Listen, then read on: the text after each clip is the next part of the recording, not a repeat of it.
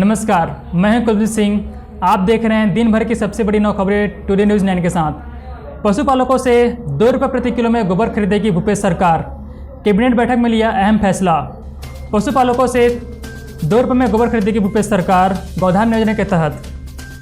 छत्तीसगढ़ में 184वें कोरोना के एक्टिव मरीज, मरने वाले की आंकड़ा 20 पहुंचा।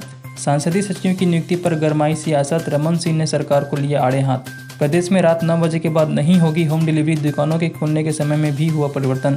कोरोना पर WHO की चेतावनी, पहले जैसी स्थिति संभव नहीं, न्यू नॉर्मल ही जीना होगा। विश्व स्वास्थ्य संगठन WHO ने साफ कह दिया है कि बढ़ते मामलों को देखते हुए पहले जैसी स्थिति में लौटना अभी संभव नहीं होगा। भारत में जल्द बनेगी कोरोना की वैक्सीन, 100 लोगों पर चल रहा ट्रायल। इस बीच ICMR ने प्रेस कॉन्फ्रेंस के जरिए बड़ी जानकारी दी है। भारत और ऑस्ट्रेलिया के बीच होने वाली T20